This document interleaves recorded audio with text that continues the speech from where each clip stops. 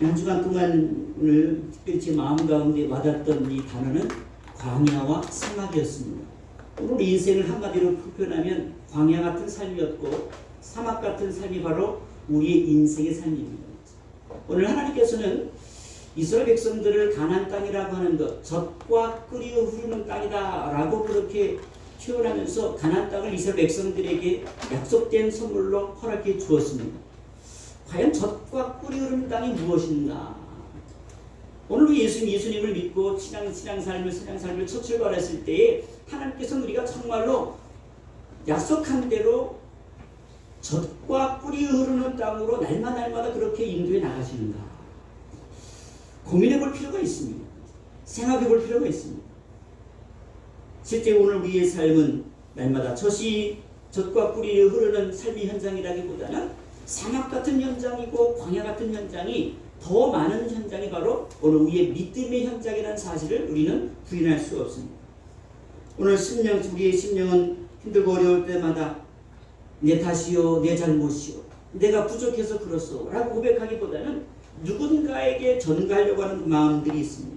나의 문제도 당신 때문에 이렇게 된 것이고 나 이런 어려움이 생긴 것도 당신 때문에 그런 것이고 심지어는 뭐예요? 우리 속담에도 이런 속담이 있지 않습니까? 잘 되면 내 탓이고 안 되면 조상 탓이다. 무엇인 누군가에게 나의 주어진 책임을 전가시키려고 하는 것이 우리들의 본능. 누구에는 본능들이 있습니다. 하나님 이런 생각들은 습성들은 결국 우리의 신앙생활에 결코 도움이 되지 않는다라는 사실들을 기억하시길 원합니다. 그래서 오늘 본문의 말씀을 가지고 광야와 사막, 이 광야와 사막 같은 인생을 저와 여러분들은 뭐요? 지금까지 살아왔고 앞으로 주님께서 부르시는 그날까지 광야와 사막 같은 삶을 벗어나지 못할 것입니다. 이스라엘 백성들은 광야를 만나고 사막을 만났을 때 어떻게 반응을 했는가? 오늘 본문은 아주 간단하면서도 의미심장한 말씀으로 한 절을 정확하게 기록하고 있습니다. 바로 욕심을 바라였다. 하나님을 시험하였다. 광야 가운데 욕심이 생겼다. 사막 가운데 욕심이 발동하기 시작하였다. 그리고 누구를 시험하게 되었다? 하나님을 시험하게 되었다. 욕심이 생기는 것도 그렇고 하나님을 시험하는 것도 그렇고 모두가 사실이지 남의 문제라기보다는 바로 나의 문제를 바라보지 못하기 때문에 발생하는 것이 아닌가. 성도들의 삶이라고 하는 것은 하나님의 인도하심을 거부할 때 결코 흥할 수 없습니다. 망할 수밖에 없는 인생을 살아갈 수밖에 없죠. 진정한 하나님의 축복이 무엇인가 한번 생각해 보았습니다. 지금 우리가 광야의 삶을 살아가고 사막의 삶을 살아가고 있는 것을 세상 사람들이 우리를 향해 볼 때 저분들은 참 하나님의 축복을 받았어. 저분들은 하나님의 정말 은혜를 누리고 있어 라고 과연 그들이 생각하고 있을까? 정상적인 사람들은 그렇게 생각하지 않을 것입니다. 끝까지 승리하는 것, 믿음으로 승리하는 것, 광야와 사막에서도 진정한 감사를 드릴 수 있는 성도들, 우리는 누구를 부러워해야 돼요? 우리는 그들을 부러워해야 돼요. 당신은 광야 같은 삶을 살아가는데 사막 같은 삶을 살아가는데 어떻게 그렇게 그 입술에서 미소가 나오고 감사가 나오고 찬송이 나오고 하나님 앞에 예배드릴 수 있는 능력이 당신에게 나옵니까? 우리는 누굴 더 부러워해요? 눈에 보이는 것들을 더 부러워하지요. 눈에 보이는 것. 저 사람은 왜 하나님의 축복을 많이 받아가 저렇게 물질의 풍요함을 누릴까? 저럼 하나님의 축복을 받아서 우리 평생 동안 병원 한번 다니지 않고 건강히 살아갈까? 물론 더 건강하면 좋고 물론 남들보다 조금 더 물질도 많으면 조금 더 편리한 부분도 있겠죠. 하지만 하나님께서 오늘 얘기하신 진정한 축복이라고 하는 것은 그것으로 평가할 수 없다는 사실입니다. 첫 번째로 우리가 생각해 볼 것이 무엇인가? 오늘 우리의 신앙의 삶 가운데서 하나님을 시험하는 이유가 과연 뭔가? 왜 우리는 하나님을 시험하고 있는가? 나는 믿음이 있다라고 하고 하나님을 사랑한다고 하면서도 왜 하나님 우리는 여전히 시험하면서 살아가고 있는가? 하나님을 아프게 합니다. 몇 가지를 한번 제가 이 말씀 묵상하면서 생각해 보았습니다. 첫 번째는 과거에 받은 은혜를 잊어버렸기 때문이 아닌가? 하나님께서 끊임없이 사실 저와 여러분이 오늘 지금 현재라고 하는 시간을 보내면서 방금 전까지 어제까지 방금 1분 전 5분 전까지 사실은 뭐예요? 하나님의 은혜를 받은 존재입니다.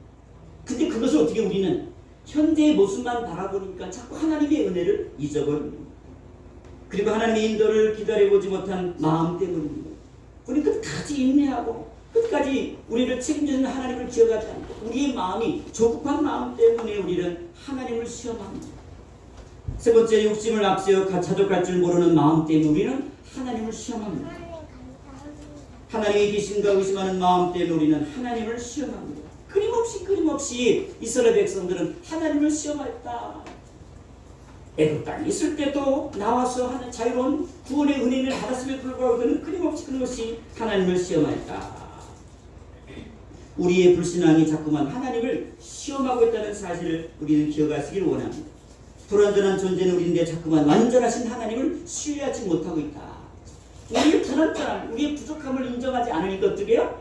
완전하신 하나님을 왜요? 신뢰하지 못하고 있다. 오늘 여러분들이 미래를 알면 얼마나 좋겠습니까? 5분 후의 일을 알면 여러분 좋을까요? 나쁠까요? 1시간 후에, 아니 내일 일을 여러분들이 미리 오늘 다 안다고 한다면 여러분들이 행복해질까요? 불행해질까요? 행복해지면요, 여러분들이 미리 다 알려주죠.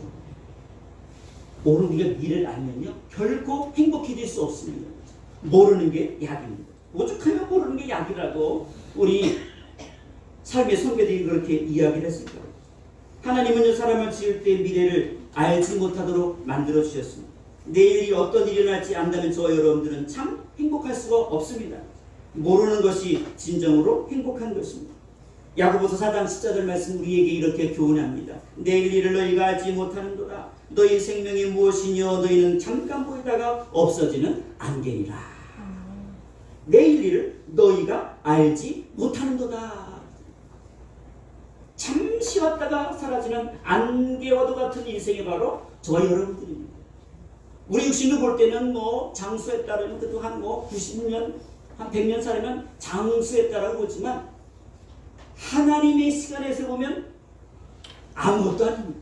10년을 살았던 100년을 살았던 하나님의 시각으로 보면 어떻게 아무런 차이가 없습니다. 별반 차이가 없어요. 우리가 볼 때 조금 시간적으로 느낄 뿐이지 하나님 보는 시간은 결코 그렇지 않습니다. 내일 일을 알지 못한다고 하는 것, 하는 그 사실을 가지고 우리는 어떻게 해요? 내일 일을 다 알고 계시는 하나님을 뭐예요? 우리는 의지할 수밖에 없다. 저도 어렸을 때 우리 이상래 여사님, 우리 친어머니 되신 이상래 여사님이 계신데 그분은 하나님보다도 오늘 어떻게 해요? 무당 아줌마를 더 좋아했던 분입니다. 그분의 말을 더 신뢰했던 분입니다. 그래서 그 무당 아줌마를 찾아가서 미래에 대해서 불안하니까 이런 저런 것들을 그 어려운 살림살이에도 쪼개고 또 쪼개가지고 어떻게 해요? 그거 궁금하니까 그것을 물어봅니다.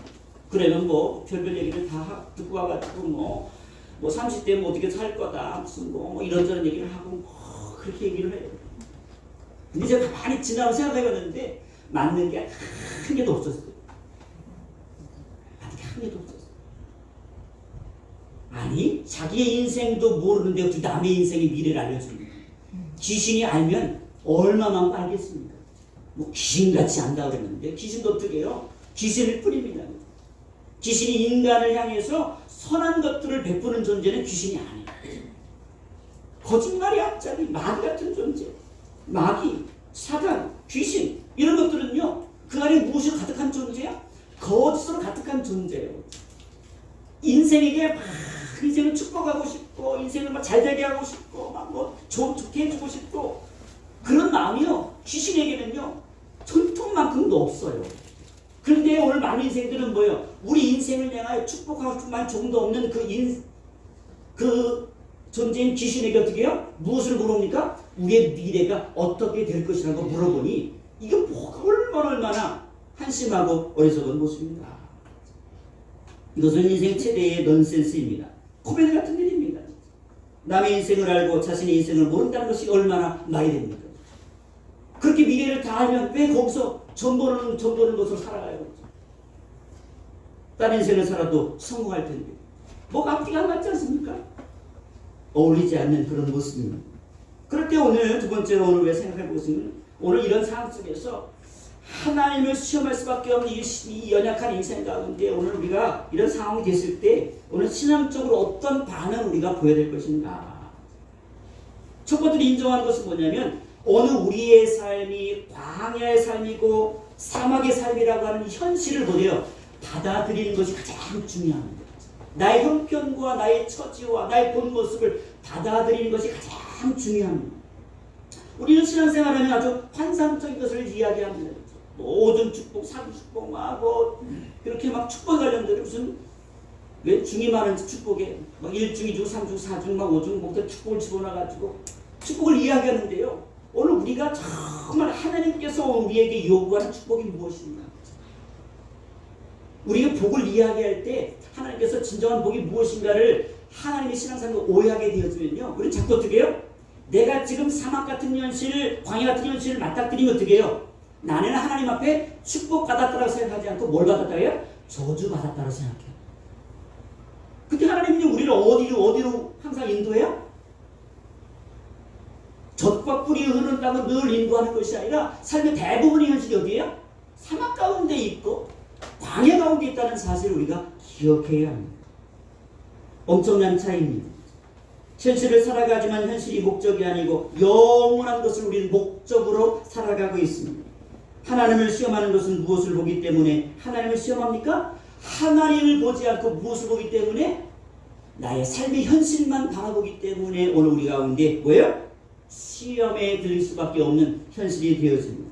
오늘 신앙적 반응, 어떤 상황 가운데도 현실을 보지 아니하고 현실을 다스리고 통치하시는 하나님을 볼 때에 오늘 우리 입술 가운데 원망보다는 감사가 나오고 절망보다는 기쁨의 소리가 나오지 있다. 저와 여러분들 입술 가운데서 감사가 회복되고 광야의 사막은 더 이상 소망이 없는 것이 아니라 바로 이 광야와 사막 속에서 어떻게 해요? 진짜 누구를 만나는 것이다? 하나님을 만나는 것이다. 이 두 달을 한 주간 동안 묵상하면서 왜 하나님께서 우리 인생을 광야 가운데 두시고 사막 가운데 두셨을까? 여러분 광야 사막을 한번 가보셨어요? 정말 재미없는 곳이에요. 선한 거 별로 없어요. 2시간을 가고 3시간을 다섯 쭉 달려가도 별로 선한 곳이 없는 것이 광야 길이에요. 쉴만한 물가도 없는 것, 쉴만한 어떻게 그렇게 그 그늘도 없는 것, 아주 메마르고 거친 땅만 있는 것이 바로 광야이고 사막입니다. 사막은 더더욱 상태가 심각하죠. 근데 하나님께서 오늘 그 가운데 뭐라고서 우리에게 무엇을 깨닫게 하려고 우리의 인생의 대부분을 사막의 길을 걷게 하시고 광야의 길을 걷게 하시는 것인가? 가만히 생각해보고 생각했어요. 이것이 축복이랬는데 그 축복이라고 하는 단추를 우리가 찾아야 되는데 어디서부터 축복의 단추를 찾아야 할지를 확인할 수가 없는 거예요. 왜냐하면 눈에 보이지 않으니까. 눈에 보이는 무엇인가 잡을 만한 것이 전혀 없으니까. 근데 거꾸로 한번 생각을 해봤어. 거꾸로 생각해서 아무것도 잡을 수 없는 곳이니까 진짜 그 축복이구나. 누구밖에 붙잡을 수 없는 것? 하나님밖에 붙잡을 수 없는 것. 하나님이 하늘에서 만나를 내려주지 않으면 살 수 없는 것. 하나님이 반석에서 땅을 쳐가지고 반석에서 사막이 반석을 쳐서 하늘 생수를 공급하지 아니하면 하루도 살 수 없는 곳. 그것이 어디예요? 광야이고 사막입니다. 이스라엘 백성 40년 동안에 그들은 정말 하루하루 사는 게 힘들고 어렵고 견딜 수 어려운 삶의 현장이었지만 하나님께서는 그곳에 집어넣어서 무엇을 경험하도록 하기 위해서 우리 인생을 사막으로 내쫓아버리고 광야로 내쫓아버렸을까? 오늘 내가 광야와 사막 가운데 있는데 내가 거기서 하나님을 만나지 못하고 은혜를 경험하지 못하고 그 신앙을 경험하지 못하는 회방하는 것이 무엇인가? 이스라엘 백성들이 광야와 사막에서 반응을 보인 것이 뭐냐? 애굽과 광야 그리고 애굽과 사막의 차이점은 과연 무엇인가? 여러분 애굽과 광야의 차이점은 뭐예요? 애굽은 어떤 곳이에요? 맛있는 것이 많이 있는 것. 맛있는 것이 많이 있는 것. 광야 어떤 곳이에요? 먹을 것이 없는 것. 애굽은 뭐예요? 내 육신의 즐거움, 만족하는 모든 것이 다 구비된 곳이 애굽입니다. 야채가 있고 내가 원하는 고기가 있고 안정된 집이 있고 어느 곳이나 쉽게 먹을 물이 있는 그곳. 그건 애굽입니다. 근데 광야는 애굽과 비교해보면 선한 것이 하나도 없어요. 아무것도 없습니다. 여러분들이 지금 거기서 잘 먹고 잘 사는 것을 행복의 기준으로 잡고 성공을 기준으로 잡고 그 길을 걸으면 어떻게 해요? 어떤 인생도 뭐예요? 행복한 인생 한 사람도 있을 수 없어요. 얻을 수가 없는데요. 여기 광야에서 성공하면 뭘 성공한 거예요? 40년 동안 이스라엘 백성을 살면서 그들이 성공이라고 하는 것을 추구했다면 어떻게 해요? 다 불행한 거예요. 그들이 먹고 싶은 걸 추구했다면 다 불행한 거예요. 광야 사막은요, 선한 것이 아무것도 없는 곳이에요. 정말로 어떻게 해요? 세상 것을 추구할 것이 아무것도 없는 곳이에요. 재미라고는 하나도 없는 곳이에요. 여러분, 신앙생활이 사막과 강의 우리를 내쫓아버리고 그쪽에서 그 길을 걸어가게 하시는데, 세상 사람들이 볼 때, 저와 여러분이 볼 때 어떻게 해요? 쟤들은 뭔 재미로 사나 모르겠어. 교회 다니는 사람은 뭔 재미로 산대? 나는 주일날 앉아서 재밌는 드라마 안 보고 왜 이상하게 생긴 아네모네 목사님 찾아가가지고 설교를 듣고 있대. 이해가 안 돼. 저도 여러분이 이해가 안 돼요. 답답한데 마스크 쓰고 앉아가지고 하나님 앞에 예배드리다 앉아있는 우리의 모습이 과연 세상들이 볼 때 이해가 되겠습니까? 도대체 이해가 안 되는 거예요. 저도 옛날에 예수 믿기 전에 이해가 안 됐습니다. 지금 예수 믿고 나니까 지금 주의해요. 제가 그 현장에 있으니까 저는 할 말이 많이 있죠. 주님을 만나고 하나님의 은혜를 경험하면서 오늘 우리가 광야와 사막에서 기쁨을 누리고 감사를 누린 기적을 누린다는 사람이 얼마나 축복인 것들을 경험하니까, 그들이 경험하지 못하는 것을 경험하니까 어떻게 해요? 우리의 말할 것이 많은 것입니다. 주님을 믿기 전에 삶이 더 낫다고 생각한다면 삶의 가치를 모르기 때문입니다. 삶의 가치는 좋은 것을 누리는 것에 있지 않습니다. 더 많은 것을 소유하는 것에 있지 않다는 사실을 우리는 기억합니다. 신앙생활을 생각할 때마다 자꾸만 물적인 가치관으로 그렇게 생각하죠. 자꾸 눈에 보이는 것으로. 이스라엘 백성들이 하나님의 자녀로 살아가죠. 애굽에서 구원을 받아 엄청난 기적을 경험하였습니다. 그러나 그들의 마음에는 그것이 기적으로 받아들이지 않고 너무 시시한 것으로 받아들이죠. 10가지 기적을 가지고 통과해서 광야의 삶으로 사막의 삶으로 왔는데, 실제 신앙생활을 해보니까 어떻게 해요? 엄청난 기적을 경험했는데 실제 신앙의 현장은 뭐예요? 짜릿짜릿하고 달콤하고 아주 멋지고 환상적입니까? 어떻게 해요? 너무너무 시시해요. 뭔가 한 번에 한복에 뭔가 떨어지는 게 없어요. 만나도 맨날 뭐예요? 그날 먹을 것만 줘. 매일매일 거둬야 돼요. 많이도 안 줘요. 더 많이 거둬도 소용도 없어요. 특별한 메뉴가 없어요. 고기 먹고 싶다니까 메추라기 좀 준 거. 메추라기와 만나와 물. 그 외에 40년 동안 정말로 하나 재밌는 게 없어. 사람이요, 맛있는 거 뭐가 행복하지 않습니까? 여러분, 소고기가 아무리 맛있어도 아침에 소고기, 점심에 소고기, 내일도 소고기, 모레 소고기. 한 달 동안 소고기, 등심, 안심, 갈비살, 갈비살. 여러분들 아마 한 달 동안 소고기 먹고 아무것도 안 먹고 술을 먹으면 나중에 어떻게 해요? 소고기 쳐다보기도 싫어요. 그래서 애굽에서 먹는 것보다 더 좋은 것을 먹을 줄 알았는데 그렇지 않아. 광야에서 먹은 것이라고는 만나 메추리가 전부입니다. 너무 시시한 거예요. 너무 몸이 건조한 거예요. 오늘이나 내일이나 달라진 게 아무것도 없어요. 오늘도 만나, 내일도 만나. 만난 게 하나도 없어요. 그래, 만나면 주지. 내가 입맛이 없어도 만나 먹어야 되고, 입맛이 좋아도 만나 먹어야 되고, 오직 만나밖에 없는 그 땅. 근데 하나님께서는요, 그것 때문에 엄청난 대가를 치르시고 사막과 강의 우리를 인도해 나가셨어요. 굉장히 앞뒤가 안 맞는 것이 오늘 우리 신앙의 현실을 보면요, 그냥 앞뒤가 안 맞아요. 아무리 연구를 해봐도 답이 안 나오는 것이 바로 오늘 우리의 신앙의 현실입니다. 주님의 축복으로 구원을 받고 신앙생활을 감당하는 것에 부여할 가치를 물질적인 것에 연관시키지 않아야 됩니다. 자꾸만 물질과 연관시키면 우리의 신앙생활에 너무 초라해 보입니다. 세상과 비교하면 우리는 너무너무 초라해요. 교회가 아무리 화려해졌다고 해도 세상과 비교하면 여전히 교회는요, 가장 초라하고 가장 연약합니다.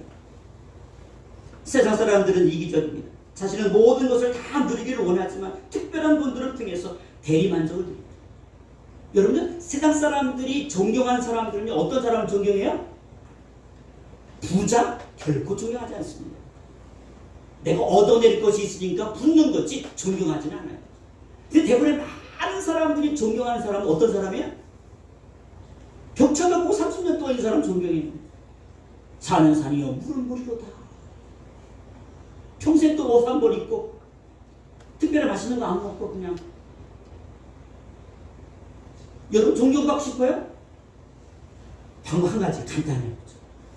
저 깊은 산으로 들어가가지고 아무것도 안 하고 어떻게 해요? 벽만 쳐다보고 있어요. 10년만 지나요. 여러분들 다 존경해요. 존경받을 수 있어요. 아주 간단해요. 사람들이 그런 사람들을 존경하고 동경합니다. 와 대단하다. 신령하다. 멋지다. 당신 그렇게 살아봐. 그럼 어떻게 해요? 아무도 안 살아. 그리고 존경하면서도 아무도 그렇게 안 살아. 이상하지 않아요? 존경을 하되 난 그렇게 살고 있지는 않은 거예요. 그 사람이 그 사람이 위대하지만 그 사람은 위대하고 난 그런 삶을 난 살고 싶은 마음이 요금도 없는 거예요. 그 누구의 마음이에요? 모든 인생들의 마음인 거예요.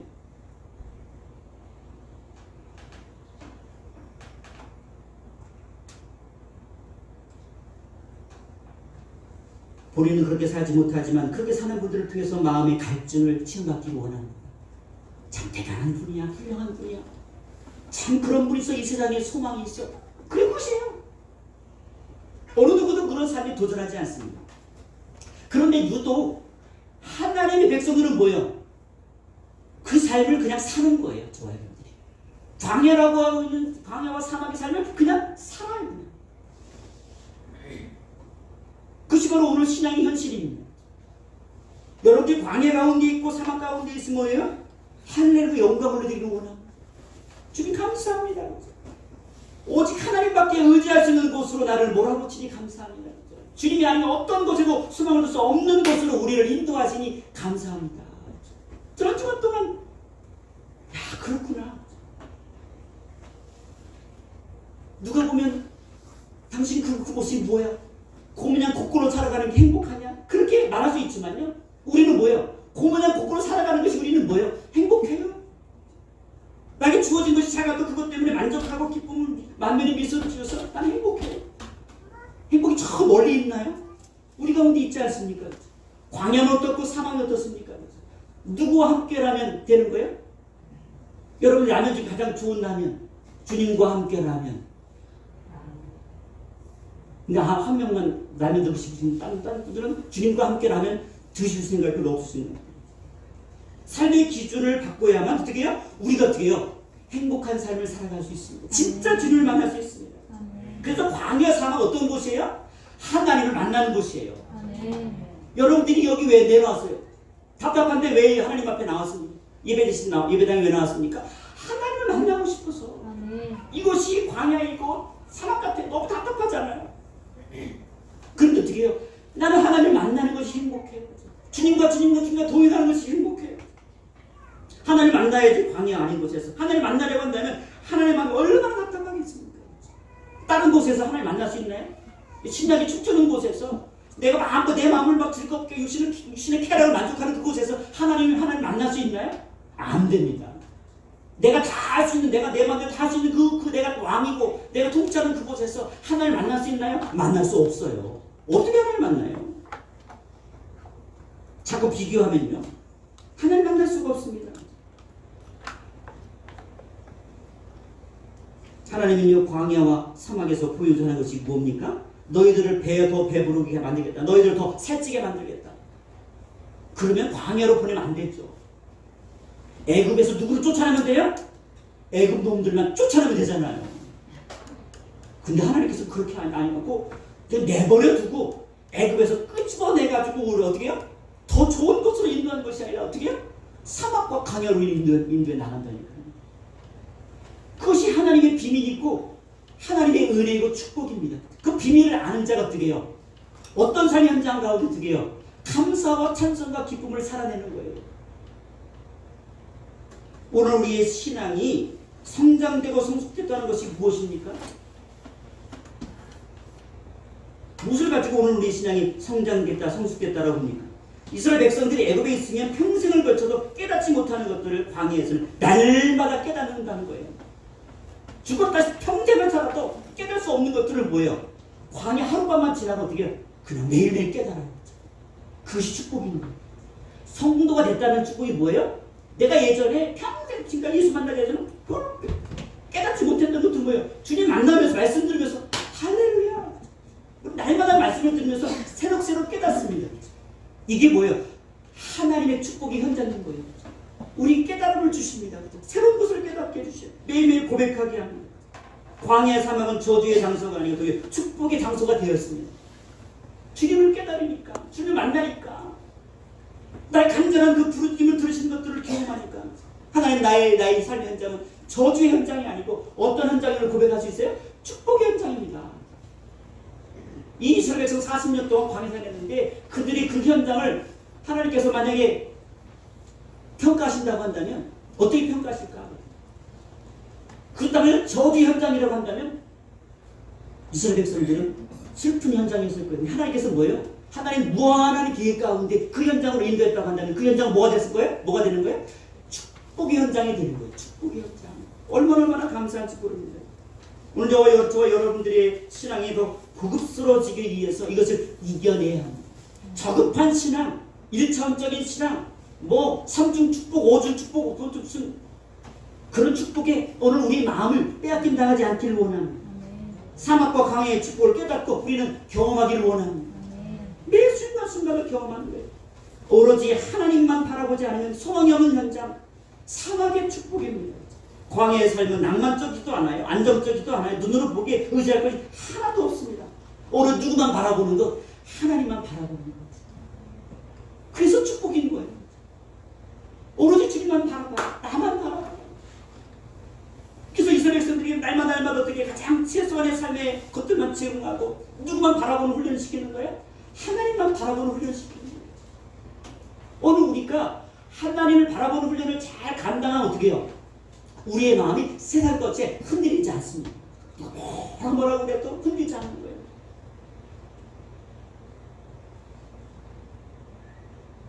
예레미야 33장 1절 3절 굉장히 유명한 말씀 333 유명한 말씀이에요.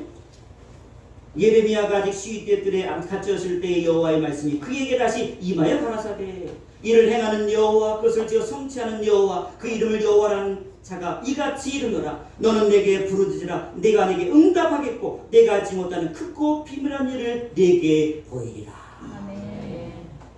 이거예요. 지금 예레미야가 어디에 있어요? 사막 가운데 광야 가운데 있는 거예요.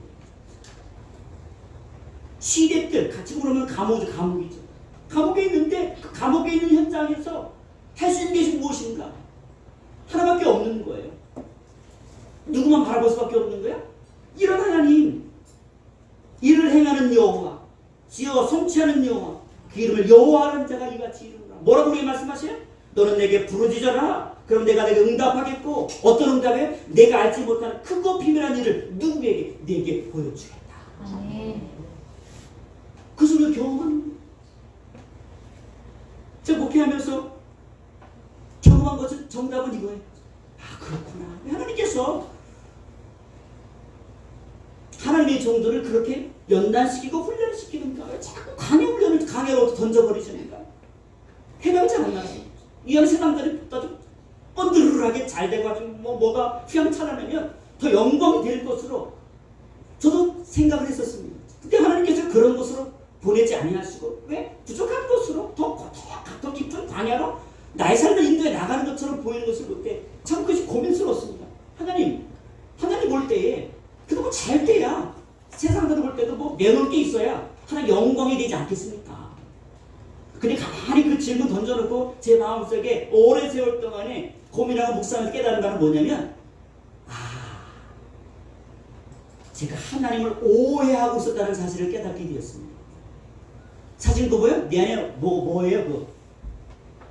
누구를 이용해서 누구 욕심을 채우려는 거예요? 하나님의 능력과 영광 권세를 통해서 누구 욕심을 채우려고 하는 건 사실은 내 욕심. 하나님을 이용하려고 하는 것이지 하나님만으로 만족한다라고 하는 것이 제 안에 없었던 것을 저는 발견하게 되었습니다. 하나님을 시험했다는 것도 결국 하나님의 일을 누가 했다는 말이에요? 시내뜰 안에 갇혀있는 예레미야가 한 일은 무엇입니까? 하나님께 부르짖는 것. 하지만 그걸 그렇게 하지 않고 인간적인 방법을 구했다면 아무런 역사도 일어나지 않았을 겁니다. 그걸 경험하는 거예요. 오직 하나님만이 하실 수 있도록 내 모든 것을 맡기는 그 현장. 그러면요, 오늘 우리가 사막과 광야 같은 현장이 있더라도 그것을 때문에 뭐예요? 하나님을 원망하지 않습니다. 하나님은 신뢰의 대상일 뿐입니다. 하나님이 경배의 대상일 뿐입니다. 하나님의 의지의 대상일 뿐입니다. 하나님의 이용의 대상이 결코 아닙니다.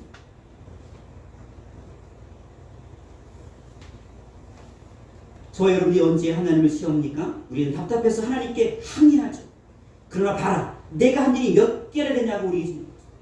하나님 한 일이 뭐예요? 라고 하겠는데 하나님 뭐예요? 그런 거 생각해봐라. 내가 지금까지 너를 통해서 내가 안 한 일이 뭐냐? 다 내가 한 일이다. 여러분들 지금 호흡하는 이 순간도 누가 하나님이 돕지 않으면 숨을 쉴 수 있나요? 못 쉬어요. 자, 이게 살아있는 자체가 뭐예요? 지금 하나님이 나와 함께하고 나를 지금 붙들고 있다는 뭐예요? 살아있는 증거 아닙니까? 여러분들이 뭐라고 대답하겠습니까? 아닌데요? 그래서 저는 하나님을 배려해서 그렇게 이야기한 건데요. 하나님 피곤하실까봐 제가 하나님 대신에 내가 하시는 거 내가 다 했거든요. 자녀가 아버지의 마음을 알지 못하면 일방적으로 아버지가 좋아할 것이라고 생각하고 행동하는 것 같습니다. 하나님께서 좋아하실 거야. 이렇게 자기 마음대로 판단하는 경우 얼마나 많은지 몰라요. 사실 누가 좋으니까 내가 좋아서, 내가 원해서. 근데 뭐야? 누가 좋아하실 거라고 다 뒤집어 쓰여요? 하나님 정말 원하실 거야. 좋아하실 거야.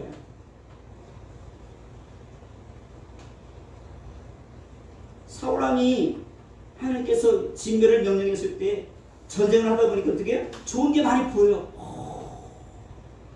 여러분 이렇게 투실투실한 돼지 지나가는 거 보면 어떻게 해요? 죽여서 없애버리고 싶어요? 잡아먹고 싶어요? 잡아먹고 싶죠. 소도 그냥 투실투실하게 저걸 아이고 아까워서 그냥 비밀반지를 하면 어떻게 해요? 저 나 잡아 죽여라. 어떻게 잡아 죽여요? 저 아까운 거를. 그래서 그거 생각할 때 저걸 다 죽이면 누가 손해본다? 하나님 손해본다. 저거 좋은 거 다 골라가지고 하나님 앞에 드리면 누가 좋아할 거다? 하나님이 정말 기뻐하고 좋아할 거라고 누가 착각해요? 우리가 착각해요. 좋은 곳으로 가장 좋은 곳으로 제사를 드리기 위하여 죽이지 않고 남겼습니다. 명분 굉장히 좋지 않습니까? 우리가 어떤 수단과 방법을 갈지 않고 나쁜 제사라도 하나님 앞에 많이 드리면 그거 하나 좋은 거 아니에요? 교회도 좋은 거 아니에요? 목사님 맞아요, 틀려요. 그렇게 저에게 질문 던지는 분이 아직까지 없었습니다. 하나님은요 그런 분이 아닙니다. 하나님을 아주 굉장히 시험합니다. 하나님이 재물의 마음이 높고 바뀌는 분이 결코 아닙니다. 하나님 그런 분으로 오해하지 않기를 원합니다. 하나님은 순종이 제사보다 낫다라고 말씀하셨습니다. 많이 드리면 나의 모든 것을 다 용서해 주시고 받아주시는 이상한 하나님이 결코 아니십니다. 사막에서 하나님을 시험하는 백성이라면 젖과 꿀이 흐르는 땅에서 어떻게 하겠는가? 이 사막과 강의 훈련을 감당하지 못하는데 이 수준이 안 되는데 젖과 꿀이 흐르는 가나안 땅을 여러분들 바로 보냈다고 생각해 보세요. 신앙생활 하겠어요? 여러분들? 이 훈련 안 받고 이 하나님을 온전히 의지하는 훈련을 제대로 안 된 상태에서 바로 젖과 꿀이 흐르는 땅으로 여러분 보내면 여러분 굉장히 행복하죠? 다 만들어진 집, 넉넉한 땅, 열매 맺어주는 풍성 열매를 맺어주는 땅, 과실나무, 많은 가축들과 많은 열매들 한꺼번에 다 줘주면 여러분 예수 믿자마자 바로 예수 믿는 사인 하나님께서 딱 사인을 내려가지고 어떻게 해요? 예수 믿는 다음에 50평짜리 아파트 한 채 주고 매월 1,000만 원씩 또 저기 통장에 넣어주고 그리고 어떻게 여러분 청소할 때 50평 힘줄까 어떻게 해요? 집안 살림 돌아고 도우미 하루에 5명씩 보너스로 보내주고 예수 믿으면 바로 그렇게 하나님께서 막 선물을 주셔요. 그럼 여러분 어떻게 해요? 예수 예수님 잘 믿을까요? 아니면 어떻게 해요? 예수님 안 믿을까요? 아직 겪어보지 못해서 모르겠어요? 한번 생각해 보시기 바랍니다. 우리는 너무나도 잘하신 하나님, 우리 연약함, 우리가 세상적인 것에 풍성하여지고 우리 원하는 대로 다 채워지면 좀 하나님을 잘 섬긴다고 한다면 하나님 안 줄 리가 전혀 없습니다. 하나님도 그렇게 바로 우리에게 즉시로 무엇인가를 열매를 거두고 즉시로 무엇인가를 아주 그냥 산더미처럼 아주 일확천금을 한꺼번에 던져주시는 하나님이 결코 아닙니다. 조금씩 날마다 은혜를 주신 하나님, 진짜 그 하나님 만나야 저와 여러분들 어떻게 해요? 행복해질 수 있습니다. 하나님만이 살 길이요 생명이요 소망이죠. 하나님께서 한순간도 은혜를 베풀지 않으면 안 되는 절대절명의 현장, 아주 철저하게 하나님 앞에 나가야 됩니다. 그 이름을 여호와라는 자가 이같이 이르느라 너는 내게 부르짖으라. 내가 내게 응답하겠고 내가 알지 못한 크고 비밀한 일을 내게 보이리라. 앞도 볼 수 없고 뒤도 볼 수 없고 사방팔방 아무것도 볼 수 없고 오직 누구만 바라볼 수 없는 현장, 하나님만 바라볼 수밖에 없는 현장, 두 손 높이 들어 기도할 때 나의 두 손을 누구만 붙잡아 주시는 현장, 하나님밖에 나의 손을 붙잡을 수 없는 그 현장, 하나님이 도우지 않으면 나는 살 수 없는 존재입니다. 하나님이 은혜 베풀지 않으면 살 수 없는 존재입니다. 나는 큰 은혜 바라지도 않습니다. 매 순간순간마다 조금 붓으로 같은 은혜라도 나에게 베풀어 주시면 난 그것만으로 나는 만족할 수 있는 나의 삶을 살아가겠습니다. 그러면요 세상에 안 행복한 사람 한 사람도 없습니다. 다 행복해요. 사막과 광야에서는 어떤 다른 길도 어떤 다른 방법도 통하지 않는 것이기에 하나님의 도움만으로 살 수 있는 곳임을 간절한 마음으로 고백할 때 그것이 뭐예요? 축복이 되는 거예요. 아 그렇구나. 하나님 나를 도우셨구나. 하나님 나를 도우셨구나. 기도원의 300용사에서도 하나님께서는 그 수십만을 상대할 때에 단 한 300명만 가지고 전쟁을 치렀어요. 목적은 단 한 가지입니다. 이 전쟁은 누구의 힘으로 했다? 하나님의 도우시였습니다. 숫자 가지고 싸우지 이면 뭐예요? 우리가 숫자가 많으니까, 우리가 부자가 많으니까, 무기가 좋으니까. 교회는 바로 이런 것입니다. 다 갖추어진 교회를 할지라도 전 예측할 수 없는 일들이 발생하는 것, 그것이 바로 교회입니다. 교회는 참 천국의 모형이기도 하지만 때로는 성도들을 견고하게 훈련시키는 광야요 사막 같은 곳입니다. 많은 분들이 교회를 향하여 오해하는 분이 있을 때 교회에 나오면 다 천사라고 생각해요. 한번 주변을 돌아보세요. 천사 같은 분이 있나? 한 사람도 없어요. 부족하면서도 풍성을 경험할 수 있는 것 교회입니다. 겉모양으로는 도저히 계산이 안 나오는데 속으로 들어가면 계산이 나오는 것 교회입니다. 우리 인생이 그래요. 도저히 계산이 안 되는데 주님 앞에 나가면 어떻게 해요? 계산이 돼요. 이상한 곳이에요. 하나님의 나라는 그러한 곳입니다. 하나님의 백성은 그러한 하나님의 공동체인 교회라는 공동체에서 그것을 경험하는 거예요. 나의 부족함이 깎여지고 그렇죠. 매주 같은 저 암암기가 나를 고통스럽게 힘들었는데 뭐예요? 어느 순간 뭐예요? 누가 다듬어져요? 내가 조약들처럼 다듬어지는 나 자신을 발견해요. 그래서 어떻게 깨달은 순간 오늘 그 나를 힘들었던 그 지체를 향하여 저주하지 아니고 우리 뭐 할 수 있어요? 축복기도 하는 거예요. 하나님 나를 훈련시키니 감사합니다. 저 암암기 집사님, 암암기 권사님, 암암기 장로님 하나님 축복해 주세요. 저분이 없었다면 내가 하나님의 은혜를 누릴 수 없었습니다. 내 마음의 고통이 변하여 무엇으로 바뀌는 순간에 축복으로 바뀌는 현장이 바로 그 현장입니다. 절망에 빠진 사람들 모이는 것 같은데 살아도 팔팔 뛰는 것이 바로 교회입니다. 앞날을 도저히 예측할 수 없지만 그래도 하나님이 떠나지 않고 바라보고 계시는 것, 그것이 바로 교회입니다. 그래서 교회는 축복이에요. 여러분이 있는 곳이 광야라고 사막이라고 낭만하지 않기를 바랍니다. 오직 여러분들을 가장 아름다운 오아시스로 만들어주시며 길을 내시며 내를 만들어 큰 강구를 만들어 역사하시는 그 주님이 우리와 여전히 동행하고 있다는 사실을 기억하시기를 원합니다. 저는 소망합니다. 엑스포교회가 사막과 강의 모습일지라도 그 속에서 하늘의 영광을 맛보는 주의 백성들로 넘쳐나는 그것이 바로 여기입니다. 하나님을 시험하는 것이 아니라 도리어 하나님께 온전히 순종함으로 영적인 혁명을 이루어 나가는 것, 이것이 바로 하나님의 교회입니다. 그래서 광야의 사막은요 재미없는 곳이 어떻게 해요? 아주 재미있는 곳이에요. 아주 긴장되는 곳이에요. 여러분 신앙생활하면요 긴장이 연습이에요. 언제 어떤 일이 발생인지 몰라요. 저 목회하면서 한 잔 깨달으면 어떻게 해요? 식구들이 몇 명 없는데 별별이 많잖아요. 전 늘 긴장이 주님 내일도 편안하게 보내주셔서 도와주옵소서. 우리 가정 하나님 평안한 가도로 인도해 주옵소서. 매일매일 긴장하지 않으면 하루를 살 수 없는 현장이죠. 그래서 뭐예요? 기대가 되어져. 내 하나님께서 어떤 충격적인 일을 우리에게 나에게 주셔서 저를 긴장에 만들고 하나님밖에 답이 없으라고 고백하게 하실까? 그런 영적인 그런 긴장감들이 매일 감동됩니다.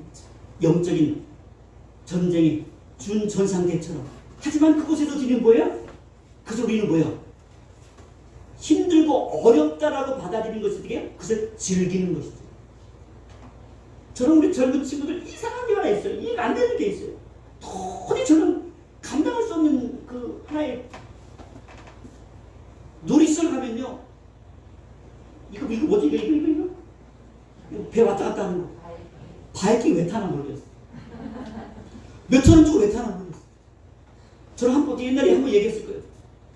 제가 딱 한 번 탔어요. 탔는데 그거 타고 나서 내 평생에 바이킹은 안 타리라.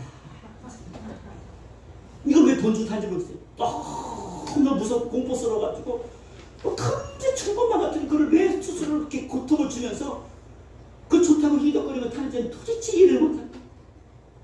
그거 즐기는 것도 있더라고요. 오늘 우리의 삶이 이해할 수 있는 현장들이 너무 많습니다. 하지만 이해할 수 없게 어떻게 해요? 오늘 우리 이해케 하시고 그 속에서 그 삶의 현장 속에서 기가 막힌 하나님의 일하심을 경험케 하기 위하여 우리를 어디로 몰고 가시는? 사막과 광야로 몰고 갔어. 이제 더 이상 하나님을 시험하는 자리가 아니라 거기서 누구를 만나는 자리? 하나님을 인정하는 자리, 하나님을 고백하는 자리, 하나님을 만나는 자리, 하나님 앞에 기쁨을 드리는 자리. 그 하나님 때문에 매 순간순간마다 감격하는 그 자리로 우리가 만들어 간다고 한다면 여러분 이제 전반기를 마치고 좀 있으면 하반기로 시작되어지는데 전반기 동안에도 이렇게 하나님의 은혜를 주셨던 것처럼 하반기 동안에도 이제는 광야 때문에 사막이라는 그 현장 때문에 하나님 더 이상 하나님을 원망하지 않겠습니다. 더 많은 감사로, 더 많은 찬송으로, 더 많은 영광으로 하나님 앞에 나아가는 믿음의 성도가 되겠습니다. 이런 하나님의 은혜가 부어주시기를 주님의 이름으로 간절히 부탁하고 소망합니다. 기도하겠습니다. 거룩하신 아버지 하나님 감사합니다. 하나님은 왜 이스라엘 백성들을 가나안 땅으로 직접 보내지 아니하시고 40년 동안 광야 생활을 하게 하셨을까? 사막 가운데로 내보냈을까? 우리는 우리 인생의 삶을 살아가면서 믿음의 삶을 시작하면서 많은 고민들을 가집니다. 어려운 것은 잠깐이요.